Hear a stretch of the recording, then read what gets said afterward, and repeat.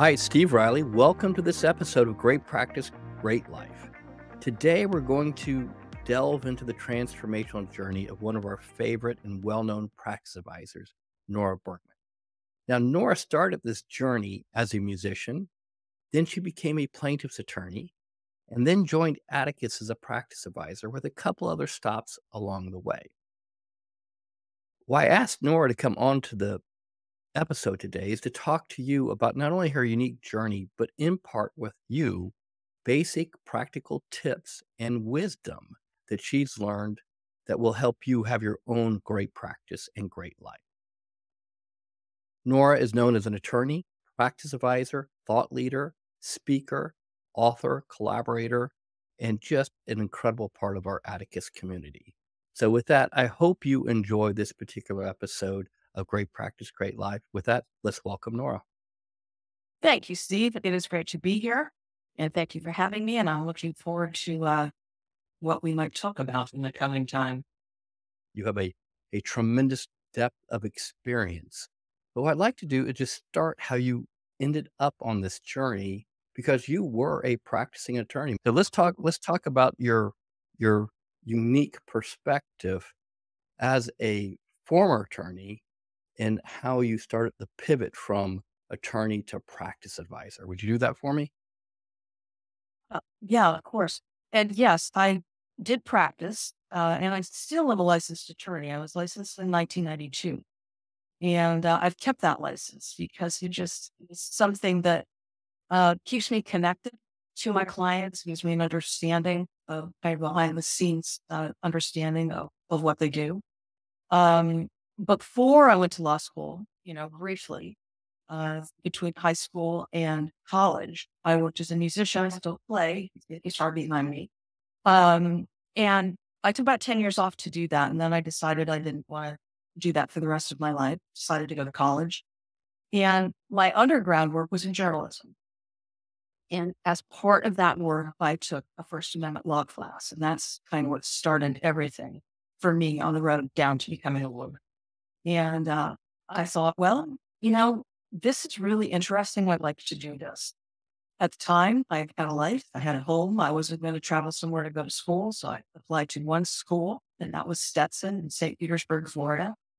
And I said, well, if it's meant to be, it's meant to be, and they'll accept me. And if it's not, they won't. I'll go on to a journalism career. And they did accept me. And I started law school. Hated every moment of it for my first 6 weeks. And that's kind of telling, given that I'm not actually practicing anymore. But I made it through the first 6 weeks, even though every day I wanted to go drop out. I said, I'll go drop out tomorrow. That never happened. So I got out in 92, and yes, I practiced employment law on the plaintiff's side. I had a couple of wonderful mentors where I worked and lived in St. Petersburg who helped me. Back then in 92, the job market was really not great for lawyers. And I was never a big law person. Didn't want to be a big law firm.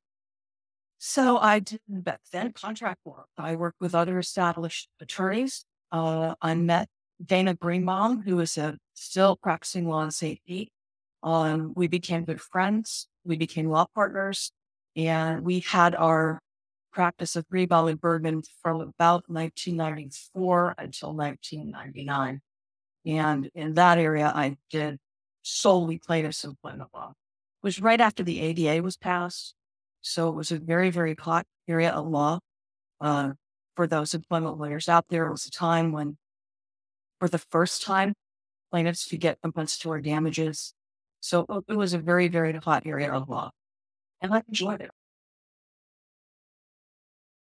If you were to talk to a client who just hates the market, what would your biggest piece of advice be to get them to start marketing? Well, first, I want to know why they hate it. Why do you hate it? What is it about it? What does it even mean to you when someone says marketing? And why do you hate it? That's a great question. I think that would be kind of inform where the conversation might be that follows. And then the next thing I would want to talk with them about is, again, an Atticus concept that I learned almost 20 years ago. Do what you love. Find what you love to do. And let's explore some ways that you can take that thing that you love doing and make it a way to market your film, educate people about your film. That concept of marketing has changed quite dramatically in 20 years I've been coaching that. Yes.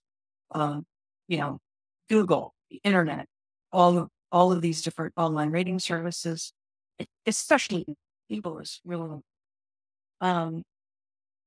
make a difference. They make a huge difference. So I would want to talk with them about that aspect of their marketing, and both reviews are important and pay attention to that. Your online presence is really important too. So I stress with my clients, even with Google, even with the importance of Google of using the internet, that if you look at your cases very often, and this perhaps practice area dependent a little bit. If you're a PI lawyer, you can get $1 million case from anywhere. It's not much of a worthwhile. But for many other practice areas, your best clients, especially family law, for example, they're going to come from referrals from other lawyers, from clients who love you, etc. And so when you get a referral like that from someone who says, this is the person you've got to, that referral comes with trust. You're like, oh, I trust that person on that. But I can guarantee you that even with that kind of a referral, that potential client is going to Google you. That's the first thing they're going to do. They're going to Google you. They're going to see what you look like online. And you want that presence, that online presence, to support what that referral source has just told you. You don't want to have somebody Google you after they've heard how wonderful you are and see you online with a website that's out of date or with some boundaries that haven't even been responded to, or no online presence at all. Can't imagine in 2024, but probably out there. You want that online presence to support your referrals. What do you think is one thing that you could pass on to an audience? One of the lessons out of your book that you say, this is one of my favorite lessons out of the book on 50 Lessons for Happy Lawyers. What would it be? Well, that's not a difficult question. It is a lesson that actually first appeared in the first book called The One Thing That Can Change Everything. And it retained that title as we moved it into 50 Lessons for Happy Lawyers. And that particular lesson is about the value of mindfulness meditation. And if I could suggest one lesson folks to begin to experiment with out of those two books, it would be that lesson. Because it really, in my mind, is the one thing that can change everything. Every changes. And it changes perceptibly, yes, is the best way to put it, over time. You won't change your life through really anything overnight. I say that, and then there are certain circumstances in our lives where we can change it. We can have a heart attack, so we die. We can change like that. And sometimes change is lasting. But very often, change takes time to occur in our lives. And mindfulness meditation not only helps us change everything else about our life, but it strengthens our brain. So, I just want to, can I say a little bit about mindfulness? I don't want to Absolutely. too far down this path. But no, absolutely. So there's a ton of research out there about why mindfulness is beneficial to us. So first, let me say, when we talk about mindfulness meditation, it is a specific type of meditation. We use the term meditation. It's kind of analogous to the word sports. So when you say sports, there's thousands of different types. And when we say meditation, there are all different types of meditation as well. Spiritual meditation, transcendental meditation, and other types of meditation.